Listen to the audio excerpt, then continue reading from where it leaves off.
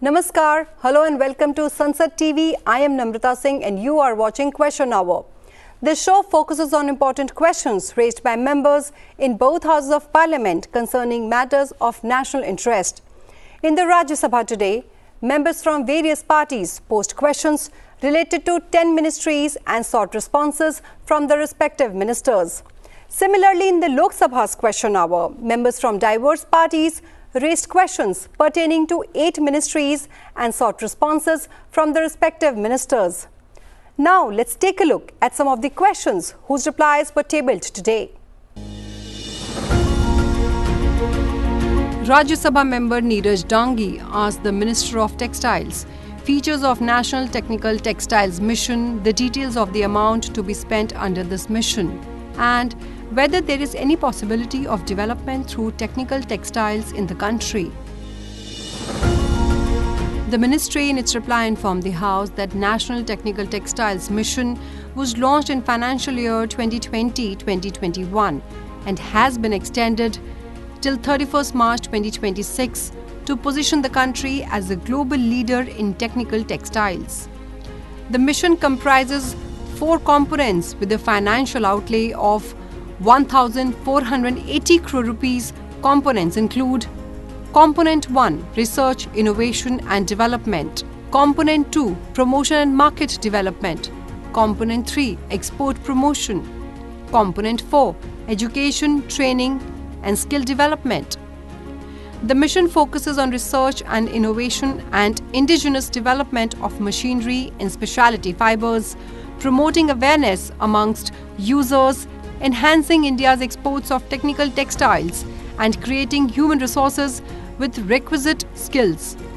However, there is no direct provision of creation of employment opportunities under the NTTM. The House was further informed that technical textiles is a sunrise sector in the country, offering immense growth potential across various industries.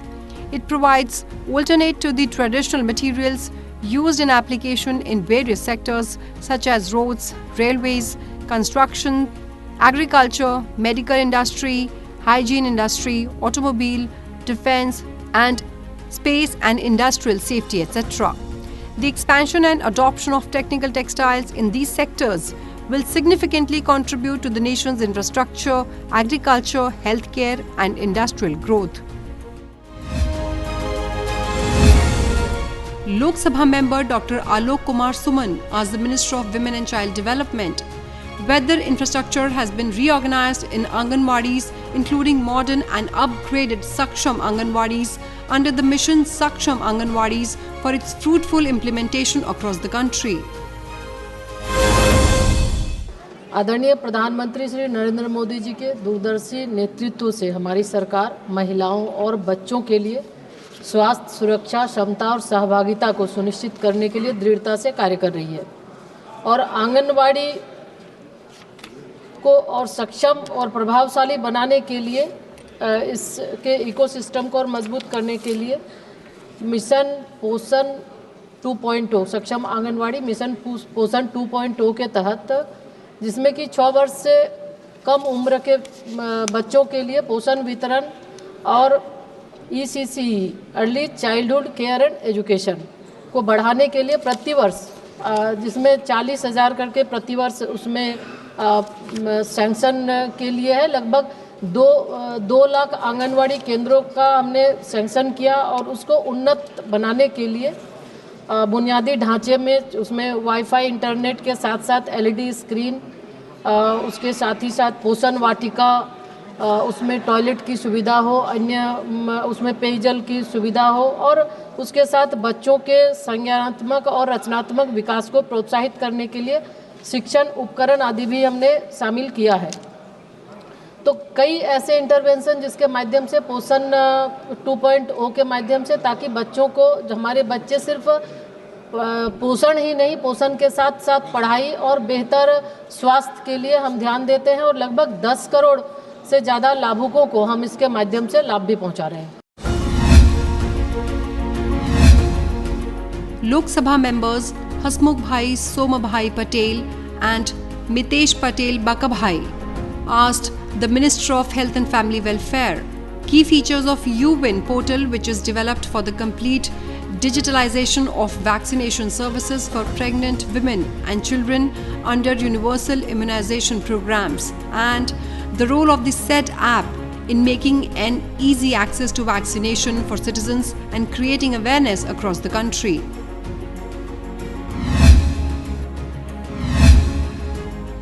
The ministry, in its reply, informed the House that UWIN is a digital platform for digitalization of all vaccination services provided under the Universal Immunization Program to pregnant women and children from birth to 16 years.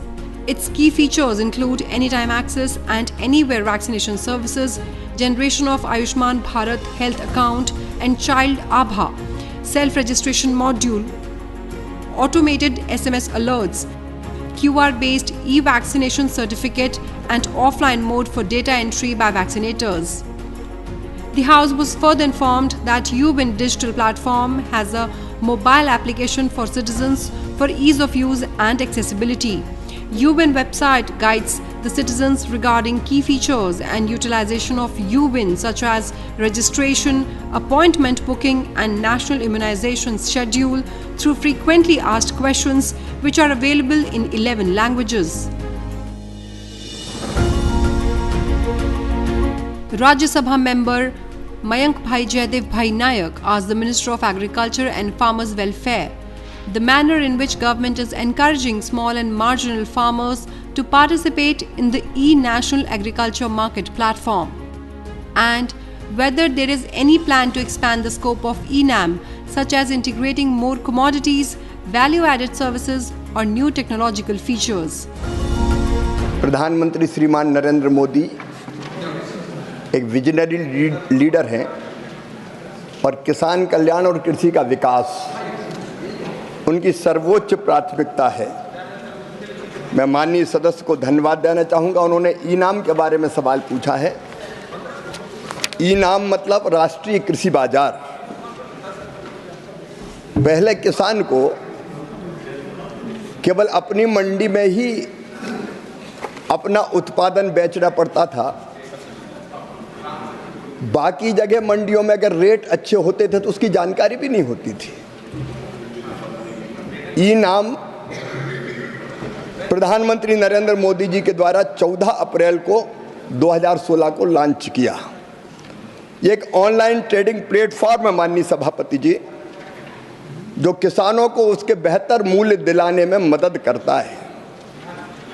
एक राष्ट्र एक बाजार की अवधारणा को लेकर ये कृषि उपज मंडियों को डिजिटल माध्यम से जोड़ता है, ताकि जहां किसान को उच्चतम मूल्य मिले और उच्चतम बोली लगे, वहां वो अपनी फसल बेच पाए। और इससे किसान को एक बाजार उपलब्ध हुआ है। माननीय सदस्य ने ये पूछा है, क्या ई-नाम में ऐसी कोई व्यवस्था है जिससे किसान अपने घर से भी अपने उत्पादन को बेच सकता है? मुझे बताते हुए प्रसन्नता है कि ई-नाम प्लेटफॉर्म के तहत एक फार्म गेट मॉड्यूल बनाया गया है, ताकि किसान अपनी उपज के फोटो को, चित्र को फार्म गेट से ही अपलोड कर सके। उपज को भौतिक रूप से लाने की आवश्यकता बाजार मंडी में नहीं है। बिना उपज को लाए ही ई-नाम पर व्यापार के लिए बोली सुविधा का वो लाभ उठा सकता है। ई-नाम मोबाइल ऐप के माध्यम से किसान अपनी उपज के ढेर को 360 डिग्री मतलब चारों दिशाओं से फोटो खींच के पोर्टल पर डाल सकता है, जिसे खरीदार बोली लगाने के पहले देख सकते हैं कि कैसा है। ई-नाम ऐप के माध्यम से किसान अपनी उपज का लाट बना के अपने घर से ही अग्रिम पंजीकरण कर सकता है, जिससे मंडी के प्रवेश द्वार पर किसानों के लिए प्रतीक्षा का समय भी कम हो जाता है। और इसलिए माननीय सदस्य को मैं बताना चाहता हूं कि घर बैठे ही एक तो उसको पता चलता है इस प्लेटफॉर्म के माध्यम से कि मंडियों के रेट पूरे देश में कहां कहां हैं, क्या क्या है। 3 दिन पहले तक के रेट पता चलते हैं। वो ये भी तय कर सकता है कि मुझे आज बेचना है, कल और अच्छे रेट मिलेंगे तो कल बेचूं क्या। एक बहुत बड़ी सुविधा प्रधानमंत्री नरेंद्र मोदी जी ने किसानों को दी है। मैं इसके लिए उनका अभिनंदन करता हूं। Rajya Sabha member Ayodhya Rami Reddy asked the Minister of Commerce and Industry the role India's diaspora can play in promoting the country's exports and attracting foreign investment and the strategies that can be employed to leverage the diaspora's potential. The ministry, in its reply, informed the House that India's global diaspora plays an important role in expanding exports and attracting foreign investment by leveraging their market knowledge, business networks, and financial influence. With a strong presence in major economies, the Indian diaspora acts as a facilitator for trade, technology transfer, and investment promotion. Various initiatives have been introduced to engage the diaspora and integrate them into India's economic development efforts. Key contributions of the diaspora include facilitating exports through market access and trade promotion, navigating foreign regulations, certification processes, and trade opportunities in global market, encouraging foreign investment and technology collaboration. Many Indian origin entrepreneurs and investors contribute to India's growth by investing in manufacturing, infrastructure, and high-tech industries, driving innovation and partnership in emerging sectors. Diaspora professionals working in global R&D, AI, fintech, and biotechnology foster collaboration with Indian firms, boosting exports and knowledge transfer. The ministry further informed the House that India continues to explore ways to further engage the diaspora in investment facilitation, business networking, and trade promotion efforts, ensuring stronger global trade linkages. Lok Sabha members Lovely Anand and Dinesh Chandra Yadav asked the Minister of Chemicals and Fertilizers the steps taken by the government to achieve self-sufficiency in the production of fertilizers during the last 5 years. हमारी सरकार आदरणीय प्रधानमंत्री मोदी जी के नेतृत्व में जब 7 अक्टूबर से को 2014 में हम लोगों ने 6 नए फर्टिलाइजर्स के प्लांट्स लगाने का निर्णय किया, जो 4 पब्लिक सेक्टर में थे, 2 प्राइवेट सेक्टर में थे। एक रामागुंडम में जो तेलंगाना में, एक गोरखपुर में, एक सिंदरी में, एक बरौनी में, और जो प्राइवेट है वो राजस्थान में और वेस्ट बंगाल में। इस तरीके से लगभग हर एक फर्टिलाइज़र फैक्ट्री की कैपेसिटी में लगभग 12 लाख मेट्रिक टन बढ़ाने का हम उसमें उसकी व्यवस्था की गई। तो कुल मिलाकर के 76 lakh metric ton 6 new plants में बढ़ा, और 2014 में हमारी जो कैपेसिटी थी वो 225 लाख मेट्रिक टन थी। इसी बीच में गैसिफिकेशन के माध्यम से भी और एनर्जी को इम्प्रूव करते हुए इन्हीं प्लांट्स की कैपेसिटी को 20 से 25 लाख मेट्रिक टन और बढ़ाया गया, और अब हम 315 लाख मेट्रिक टन के हम फर्टिलाइज़र प्रोड्यूस कर रहे हैं अपने उसमें। जहाँ तक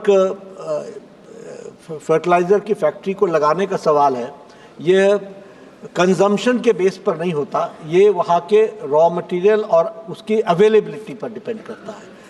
ईस्टर्न इंडिया की तरफ इसका ध्यान कम दिया गया था, इसलिए ईस्टर्न इंडिया की तरफ ये सारे के सारे प्लांट्स लगे हैं, और जैसे जैसे अवेलेबिलिटी और उसकी आवश्यकता होती है हम इसको तीव्र गति से आगे बढ़ाने का प्रयास कर रहे हैं। Rajya Sabha member Vaiko asked the Minister of Food Processing Industries the details of schemes announced in the budget of 2024-25 relating to food processing industry for achieving Viksit Bharat by 2047. मंत्री जी ने बजट की बात की है, तो मैं ज़रूर ये बताना चाहूँगा कि हमारे देश के प्रधानमंत्री जी, जिनका फोकस सारी मिनिस्ट्री का हाइजीनिक फूड हो, सेफ्टी के लिए और न्यूट्रिशन के ऊपर उनका ध्यान है। तो सर, जैसे इन्होंने कहा, मैं प्राइम मिनिस्टर साहब का इसमें शुक्रिया करूंगा भी, हमें 4364.22 करोड़ उनको इन्होंने बजट दिया। सर, इसमें एक तो जो नई चीज़ें इसमें आई हैं, जैसे बिहार में हमारे मंत्री जी बैठे हैं, वैसे ही सबसे पहले सर जो निफ्टम है वो आपकी स्टेट तमिलनाडु में है, तंजावुर में, तो अभी बिहार में दिया गया है। तो सर उसके बारे में मैं आपको ज़रूर कहना चाहूँगा, उन्होंने बड़ा अच्छा काम किया सर। पहले तो मैं आपकी स्टेट का आई मस्ट अप्रिशिएट दिस भी, निफ्टम में जितने नए बच्चे हमारे, चाहे बीटेक हो, एमटेक हो, पीएचडी हो, चाहे ट्रेनिंग और स्किलिंग के बारे में हो, बहुत सर अच्छा काम वहाँ पे हुआ है। ख़ास तौर पे मिशन बोर्ड में ये तंजावुर जो है उसमें अनियन प्रोसेसिंग की बात करो, टमाटो की करो, कोकोनट की करो, सर बहुत अच्छा काम आपकी स्टेट ने किया है। एक नीरा प्रोसेसिंग आपने नया शुरू किया जिसमें नीरा शुगर एंड शुगर क्रिस्टल, उसके बारे में उन्होंने बहुत अच्छा काम किया। और सर जो आपने कहा लैब टेस्टिंग लेबॉर्ट्रीज, वहाँ पे पहले 23 सर सैंक्शनड हैं, जिसमें 19 ऑपरेशनल है सर, 4 ऑनगोइंग हैं, और टोटल ग्रांट इसके लिए सर 51 करोड़ इनको दिया गया है। सर एक इरिगेशन यूनिट है तमिलनाडु में, और सर ये डिमांड ड्रिवन है, हमारे पास जैसे कोई कमी नहीं है। हमने इस सरकार ने तकरीबन keeping in this mind sir, government ने प्रपोज किया है 50 multi product food irrigation units और 100 टेस्टिंग यूनिट्स हैं, हम दे सकते हैं। उसमें कोई भी इनकी स्टेट अगर कुछ भी मांगेगी। Lok member Dr. Prashant Yada Orav Padole asked the Minister of Women and Child Development whether any target has been fixed by the government to make India malnutrition free by 2022 under the Poshan Abhiyan or National Nutrition Mission, and if so, the details of the achievements made by the government through the said campaign along with difficulties faced in the completion of the said campaign. Bharat सरकार माननीय प्रधानमंत्री जी के नेतृत्व में आंगनवाड़ी प्रणाली को सशक्त बनाने और उच्च गुणवत्ता वाली पोषण सेवाएं प्रदान करने के लिए पूरी तरह से प्रतिबद्ध है। इसी के तहत हम सुपोषित भारत, विकसित भारत के संकल्प को सिद्धि तक पहुंचाने के लिए आवश्यक कदम भी उठा रहे हैं। और खास तौर पे अगर हम देखें, कुपोषण की बात आपने की, 2018 में पोषण अभियान का आरंभ किया गया और ये मिशन सक्षम आंगनवाड़ी पोषण 2.0 के अंतर्गत आता है, जिसके तहत लगभग 14 लाख आंगनवाड़ी केंद्र, जिसके तहत हम जो कुपोषण है ये एक दिन का नहीं, ये कई ऐसे इसके लिए हमें हस्तक्षेप करने पड़ते हैं तभी ये ठीक हो सकता है। तो उसके तहत हमने जो पोषण अभियान के तहत लगभग 1 करोड़ से ज़्यादा हमारे कार्यक्रम हुए, जिसके माध्यम से हम लोगों को जागरूक करने के लिए, चूँकि खान पान के साथ साथ जागरूकता भी बड़ी चीज़ है, उनको हम कैसे उनके बिहेवियर चेंज के लिए भी हम जागरूक करते हैं। और उसके साथ साथ लगभग कुपोषण की समस्या को से निपटने के लिए सामुदायिक सहभागिता, लाभार्थियों के सशक्तिकरण और सामाजिक उत्तरदायित्व को बढ़ाने के लिए प्रतिवर्ष पोषण माह और पोषण पखवाड़ा के माध्यम से हम गतिविधियां आयोजित करते हैं। और अभी तक अगर देखें तो लगभग 13 करोड़ गतिविधियां हुई है, जिसके माध्यम से हम लोगों को जागरूक करते हैं और हम अपने कार्यक्रम के माध्यम से उन तक जो हमारे 10 करोड़ लाभुक हैं, बच्चों की हम जो सैम और मैम बच्चे हैं उनको हम THR के माध्यम से और उनको हॉट कुक मील के माध्यम से उनको हम खाना देते हैं। Well, that is all I have for you in this edition of Question Hour. Stay tuned and thank you for watching Sunset TV.